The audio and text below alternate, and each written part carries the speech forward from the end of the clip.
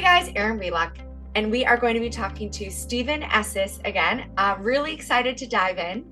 My name is Erin Wheelock with the Wheelock Team at Keller Williams, and we are here to help people who are relocating from all over the world come to New York City. And I think this is going to be a really great episode where you can see if you should be looking into renting or if you should be looking into buying.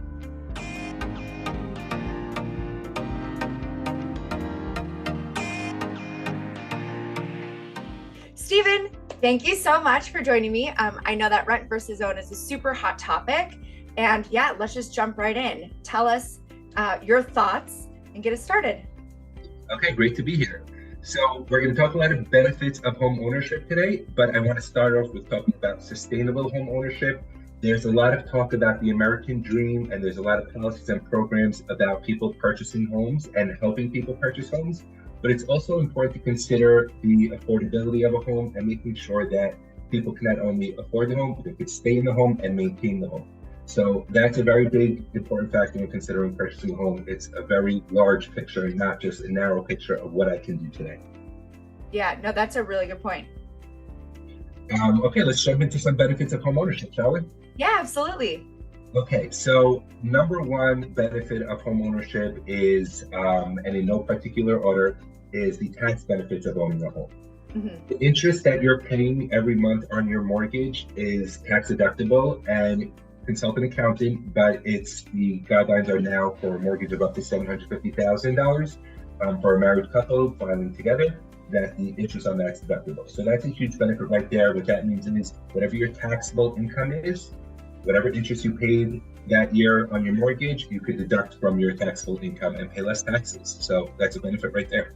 Yeah, and that's also really important because I know a lot of times when people are looking at renting versus buying, they are looking at, okay, well, you know, using this mortgage calculator, it might be $6,000 or something, including your monthly costs and your mortgage, and I could maybe rent it for $5,000. But people aren't always taking into consideration, you have the property tax in there and you also have the interest. So that's a good point.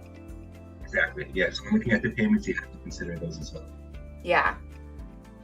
Savings and taxes. Savings and taxes. Yeah. While we're on the topic of payments, so when you're renting versus owning, so even if your rent payment may be lower than what the comparable mortgage payment would be, there's two things to consider. Number one is mortgage payment almost always includes principal and interest. So a portion of that payment is going to building your own equity into the home. Rent is total, it's all basically interest versus a mortgage payment is principal and interest. So that also you have to consider when comparing the payments. Yeah, so it's basically you are either going to be paying for your mortgage or paying for your landlord's mortgage.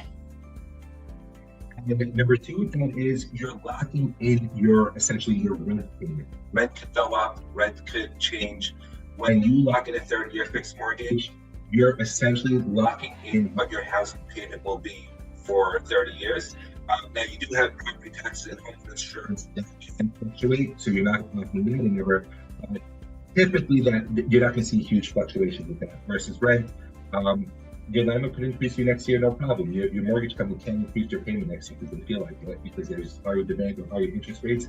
If you locked in an interest rate at 3% or 4% and rates are now 6%, there's nothing your bank can do about that. That's a really good point. That's one way to get rid of the yearly heebie-jeebies when your landlord comes and wants to increase your rent by, $200, $300. I actually had someone this year, their rent increase was $1,200. Wow. Insane. So yeah, that's one way to not have that happen and just have security in what you're going to be paying for, as you said, up to the next 30 years. Right. And transitioning from that, the next benefit is your home is essentially a retirement plan. You're building equity every month. You're paying principal, you're putting down a that principal, and in the beginning, it may not feel like much. You probably pay a few $100 of your, $1,000 payment into principal, but as time goes on, that starts to reverse, and more of your payment will be principal, less and less of your payment will be interest. So you're really building a nice nest egg for yourself by owning. And not only that, I know home prices fluctuate, but the overall trend, if you look at historical data, is home prices go up. If you would have bought in 2010 and you didn't because the house was $10,000 over your budget or $20,000 over your budget and you felt like you weren't getting a deal, look at where those prices are now. And we'll probably say the same thing in 10 years from now. If you were looking to buy a home in 2022 or 2023 and you didn't, it's likely that prices will be up by 2030. That's just what the historical data shows us. Yeah, absolutely. It is really funny because when you look back, there's a lot of people that maybe didn't buy in the past. I know I was talking to somebody and he already told me how much he's kicking himself for not buying in 2020 just because of where the prices have gone and just how much inventory we had on the market versus the inventory today. And it's going to be the same conversation in 10 years, right? Shoulda, woulda, coulda. As my dad always says. Same conversation, exactly. Yeah, absolutely. And then also, you know, the good thing is if you partner with the right agent, we can also help to time it out, the sale, right? If it's not looking like the best market and people can afford to hold it, they could either rent it out or maybe stay in it until the home values do get to where they want to so they could sell it. Yeah, and the flexibility with owning the home is, I mean, I guess it depends on where you are in life, but you can always rent out a room, get a roommate, folks at 50s. Maybe if you're pursuing homeownership in your 20s, that's a good option to own a home and have the payments be affordable. Yeah, absolutely. And be consistent, right? And there's also so many different products. I know that there's, you know, obviously the normal 30-year, but you also have like 7-year arms, different things like that as well to fit what somebody's looking for. Interest only, right? Yeah, exactly. I mean, each conversation is different that we have with the borrower based on their needs, but an adjustable rate mortgage is coming up more and more in conversation now.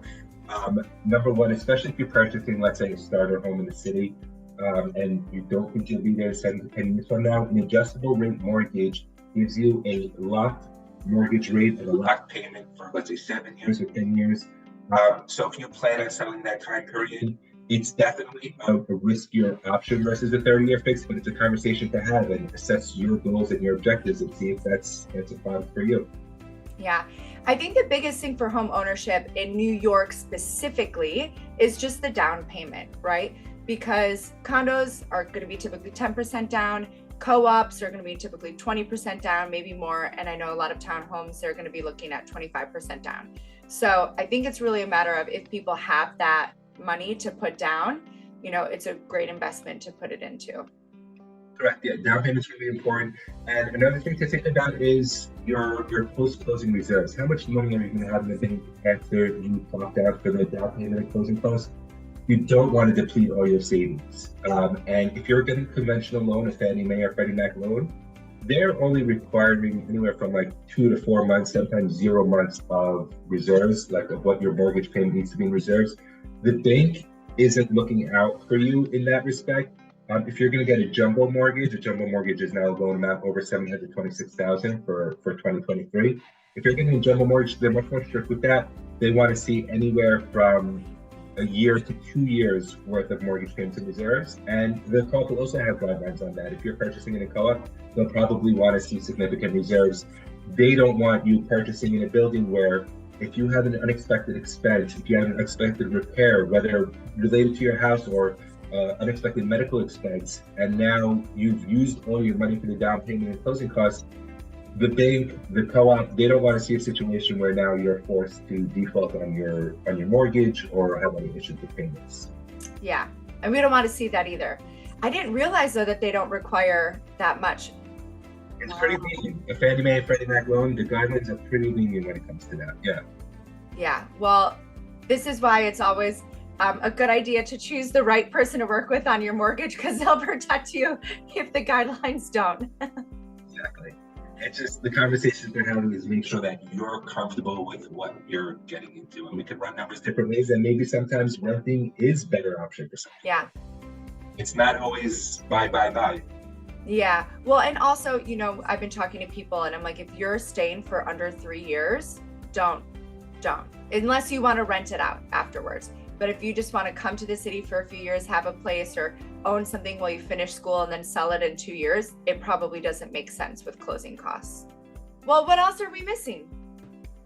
Okay, so that's some of the benefits of home ownership. There are other benefits as well. Some cons of home ownership are what we touched on before, were unexpected repairs. You're not just calling up your landlord and saying that there's a leak, there's something that needs to be fixed. And sometimes the repairs can be significant. It could be, you know, the tens of thousands of dollars to repair something where if you're just a tenant, it's not your problem. Yeah, absolutely. That's so I have to make sure you have good insurance. You know what we were talking about before, how if you're renting, you can be more transient. You could test out an area. Moving sucks, so I don't know if this is ideal for people, but if you want to test out a school district or test out a certain area, you're not locked into anything. You can, after a year, pick up and move, as much as that sucks. Yeah, moving is not fun. I do enjoy a good purge, don't get me wrong, but I usually tend to pack everything, move everything, and then purge afterwards. I don't know. I'm like, I get to the new place. And you can't think about the purge when you're packing up. Yeah, exactly. I wish I could though, but yeah, that's a good point, right? You can test out a neighborhood, see if you like it, and then you're not tied to it if you don't. Any other cons of buying? No, just making sure that, again, that you could get into the home, stay in the home, and maintain the home. Those are the three important factors for sustainable home ownership. Yeah, that's a really good point, and I feel like we don't talk about that enough, right? It's not just about buying it and getting into it, but making sure that you are secure in it, you have enough post-close liquidity, like you said, so you can cover the monthly payments if something unexpected comes up, and then really have that home for your next 5 to 10 years or however long you want it. Exactly. Yes. Awesome. Well, Steven, thank you so much for joining me today. And as always, if you have any questions, Steven's information is below. Be sure to reach out. All right. Thanks for having me. Thank you, Steven. All right, that was a lot of really good information. And I love that we really went over sustainable home ownership, right? It's not just about buying. It might not be right for you, but if you are going to buy, there's some really good things in there to think about. Or if you're on the fence, you can always reach out to us. You can always reach out to Steven. His information is below. And if you missed it, be sure to check out the 5 things that you should know for the loan process. All right, looking forward to seeing you next week.